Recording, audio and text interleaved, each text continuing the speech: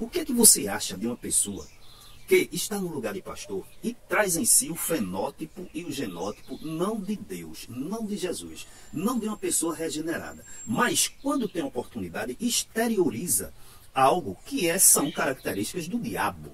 Então, como falei a princípio, que você traz em si o fenótipo e o genótipo daquele que é seu pai, daquele que é seu criador, seu gerador. O diabo é mentiroso, um pastor mente.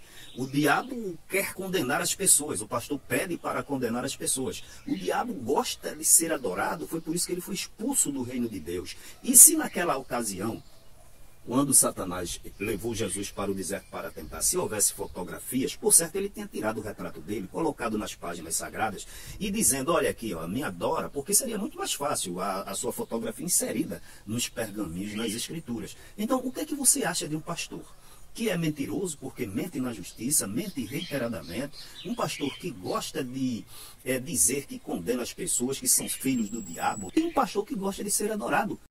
Olá, bom dia. Você já pensou? Que coisa grandiosa, maravilhosa, a ação de um Criador. Todo ser vivo, todo filho, vamos levar para o lado humano, traz em si as características intrínsecas dos seus procriadores, dos seus pais. Há características que se manifestam no homem, são visíveis, chamados ou chamadas de fenótipos. E há características internas, que são características que ficam nos genes, que são os genótipos. Então, as características fenotípicas é a cor dos olhos, a cor da pele, a característica do cabelo, se é crespo, se é liso, se é loiro, se é castanho. E os genótipos são aquelas características que estão intrínsecas e normalmente são difíceis de se observar, a não ser com exames, mas às vezes se exteriorizam, não é? Pela maneira como você reage a determinados estímulos. Então, todo filho traz em si as características, se parecem com os pais, e traz em si as características genéticas. É por isso que quando nós somos nascidos de Deus, somos regenerados, gerados novamente. E Jesus disse que é necessário que nasçamos de novo, para sermos gerados segundo o fenótipo e o genótipo de Deus. Trazemos em si o gene da regeneração e o fenótipo porque parecemos com Deus, com Jesus, porque nos tornamos filho dele. E lá em Mateus capítulo 8, versículos 9 e 10, diz que Satanás levou Jesus a um pináculo de um monte e olhou tudinho embaixo e disse, olha, tudo isso te darei se prostrado me adorardes. E Jesus disse, para trás de mim, Satanás, porque está escrito, só ao Senhor teu Deus adorarás e só a ele o servirás. Você já pensou que Jesus, em João 8,44, disse que, para alguns fariseus, vós tendes por pai o diabo, porque ele mente desde o princípio e na sua boca nunca se encontrou a verdade. Você já pensou que Jesus disse que o diabo veio senão a matar, roubar e destruir, ou seja, condenar as pessoas? O que é que você acha de uma pessoa que está no lugar de pastor e traz em si o fenótipo e o genótipo não de Deus, não de Jesus, não de uma pessoa regenerada, mas quando tem oportunidade exterioriza algo que são características do diabo? Então, como falei a princípio, que você traz em si o fenótipo e o genótipo daquele que é seu pai, daquele que é seu criador, seu gerador. O diabo é mentiroso, um pastor mente.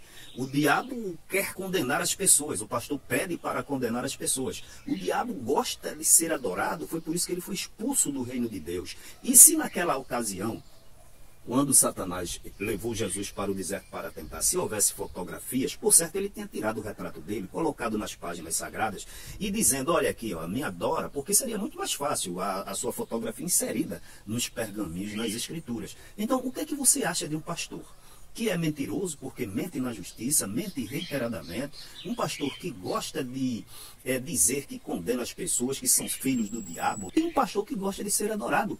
Vejam aqui neste vídeo que eu trago para vocês a indignação de um membro das Assembleias de Deus que não aguenta sequer passar na frente do templo. E ele fala desse panfleto que colocaram, né, editaram, com a foto grande do pastor, gosta de ser adorado. Você veja aí nas páginas da Bíblia Sagrada, um pastor que se sente bem em ser adorado.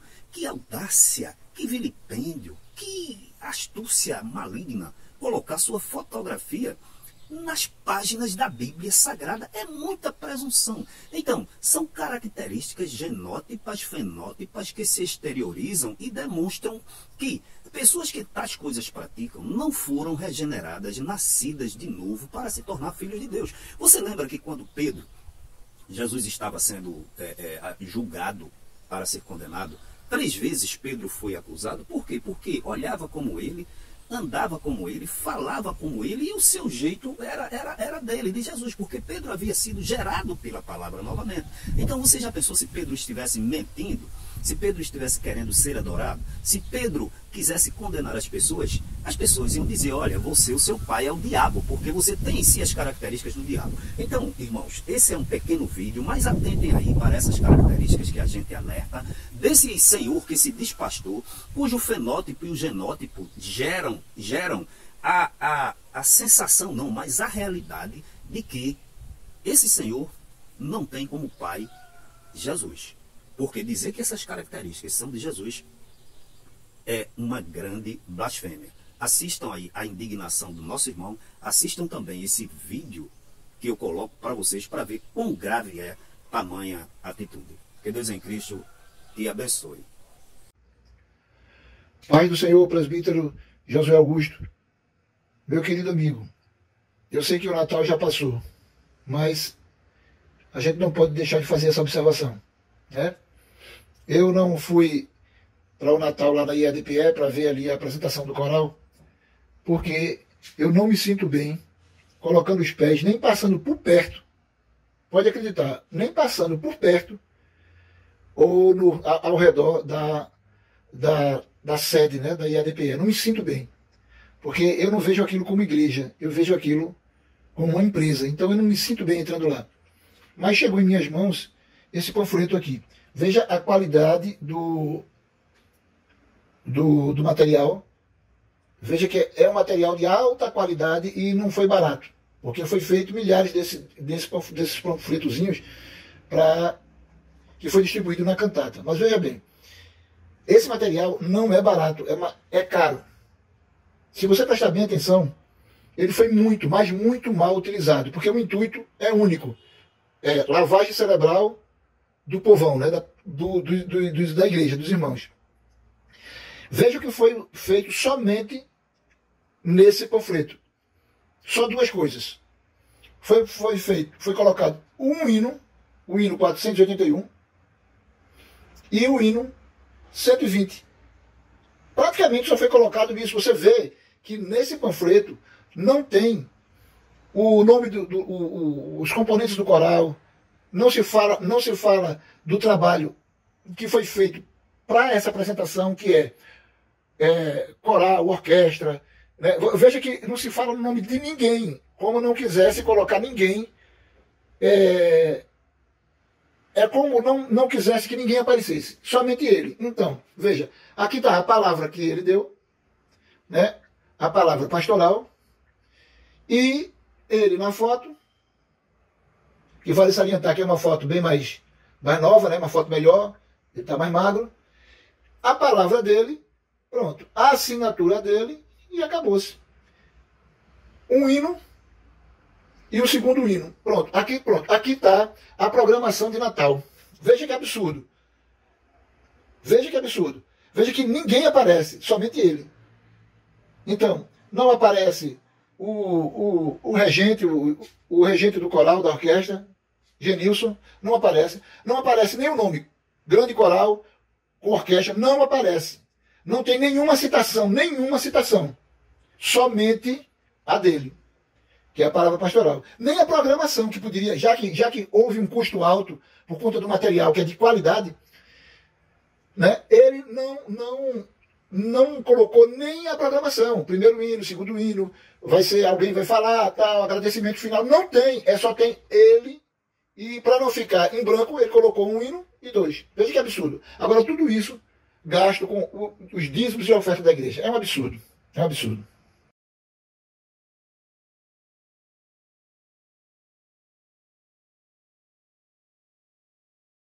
Bom dia a todos. A Santa Bíblia Sagrada é um livro fenomenal, sobrenatural.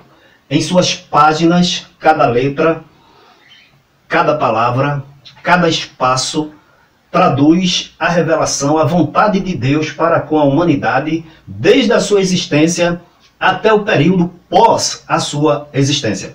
A Bíblia Sagrada, ela contém 66 livros, 39 livros no Velho Testamento e 27 livros no Novo Testamento. A Bíblia Sagrada foi escrita ao longo de cerca de 1.600 anos, pois é isso mesmo, 16 séculos. Foi escrita por cerca de 40 autores durante todo esse período. Agora, imaginemos, autores que viveram nas mais diversas regiões do mundo, exerciam as mais diversas atividades econômicas que a gente pode imaginar, como juízes, profetas, governadores, agricultores, pescadores e inúmeras outras profissões ao longo de 1.600 anos em várias regiões do planeta Terra. São cerca de 2.500 traduções. O Martinho Lutero mesmo traduziu a Bíblia para a língua alemã. E a gente sabe da história que, ao longo de toda a sua existência, todos os presidentes, ou a maioria dos presidentes, inclusive todos os presidentes dos Estados Unidos, tomam posse com as mãos sobre a Sagrada Bíblia. O único presidente que não procedeu assim, ele governou os Estados Unidos de 1901 a 1909, chamado Theodore Roosevelt.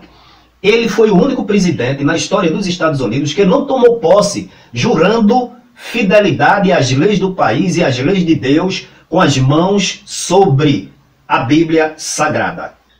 A Bíblia Sagrada é o livro mais vendido do planeta. Dissemos aqui que ela já foi traduzida em cerca de 2.500 línguas e dialetos. E já foi vendida, esse número cresce a cada instante, é um número estatístico que a gente não pode precisar, mas cerca de 7 bilhões de unidades, superando o livro vermelho mais vendido, um dos segundos mais vendidos, superando em 7 vezes o número de cópias vendidas. Daí, nós não chegamos a outra conclusão, de que o livro, as Sagradas Escrituras, é a palavra de Deus para a humanidade em todos os tempos. Cremos e sabemos que foram escrita pela divina revelação de Deus através do Espírito Santo que os inspirava e levava-os a escrever. 1.600 anos, 40 autores. Agora, irmãos, vejam só vocês. No século 21, chega um homem nascido no Brasil, na região Nordeste, no estado de Pernambuco, chamado Ailton José Alves, se acha no direito de vilipendiar, de aviltar esse sagrado livro, inserindo em suas páginas a sua fotografia. Imagina vocês a dimensão desse ato, uma dimensão que fere 1.600 anos de história, ou seja, de composição da Bíblia, por 40 autores. O apóstolo São Paulo não colocou a sua fotografia e jamais reivindicou para si o crescimento da obra. O apóstolo São Pedro, da mesma forma, Tiago, da mesma forma, Silas, da mesma forma, o próprio João, na ilha de Patmos, que recebeu a revelação sobrenatural de Jesus, e quando viu aquela visão, caiu por terra e não encontrou força dele, desmaiou. Não, em momento nenhum, ele reivindicou para si a grandeza, reivindicou para si o valor que a Bíblia tem e o valor que ele teve na história do Evangelho. A gente não vê de Gênesis a Apocalipse nenhum servo de Deus, quer seja escritor, quer seja quem fez parte dos registros sagrados, reivindicando ou colocando a sua vida, os seus dons, os seus méritos acima de qualquer outro. Moisés, ele foi quem escreveu o Pentateuco, os 5 primeiros livros da Bíblia. E ele escreveu recebendo as tábuas da lei diretamente no Monte Sinai, das mãos de Deus. Compôs o livro de Gênesis e os 4 próximos livros.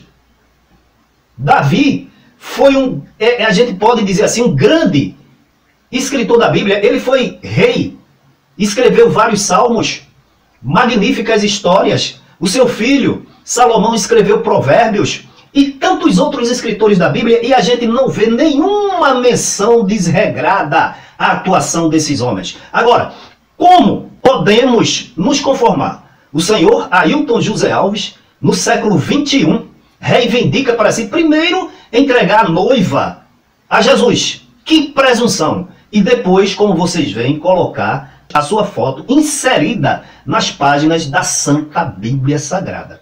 Como o Ailton José Alves é um ditador, é um tirano, se ele dessa vez, para tomar essa atitude, ele fez sozinho, a culpa recai sobre ele. Mas se ele fez com o aval da diretoria, todos são cúmplices. Eu quero dizer, meus irmãos, isto é um aviltamento, isto é um rebaixamento da palavra da Bíblia Sagrada, isto é uma agressão à fé, não somente da Igreja de Pernambuco, não somente da Assembleia de Deus, mas de todas as outras religiões, em todos os tempos. Esse ato de Ailton José Alves deve ser radicalmente, energicamente repudiado. Um homem efêmero, pecador, passageiro, ditador, tirano, altivo, compreendeu? Cheio de desvio de conduta, achar-se no direito de colocar a sua fotografia inserida nas santas páginas da Bíblia Sagrada. E por que não dizer, mais recentemente, se o Daniel Berg e Gunnar Wingren, os principais servos de Deus que trouxeram o evangelho aqui para o Brasil em 1910. Eles não reivindicaram colocar as suas fotografias na Santa Bíblia, fotografia da mulher, da esposa, dos filhos. Então, isso exige reparação. Segundo a explicação do jurista, isto é um crime, e um crime de grandes proporções, porque não atingirá somente essa geração, mas as gerações futuras. Não atinge simplesmente a Assembleia de Deus, mas todas as religiões do mundo que tem a Bíblia Sagrada nessa composição de 39 livros no Antigo Testamento e 27 no Novo Testamento. E segundo a análise desse próprio jurista, esse vilipêndio, esse crime de violar a própria Constituição Federal, no Código Penal, dá prisão, detenção de 1 mês a 1 ano, além de dar o direito ao consumidor pedir reparação e ressarcimento pelo dano moral causado pelo vilipêndio desse objeto sagrado. Mas não é um objeto qualquer. É a santa, bendita e infalível palavra de Deus, que trata-se da regra infalível de fé. A igreja, ela é a bússola, ela é o farol. A igreja, as religiões não podem jamais subsistir ou vir a existir, as religiões cristãs, sem as sagradas escrituras. Então está aí mostrado mais uma vez um grave desvio de conduta de Ailton José Alves.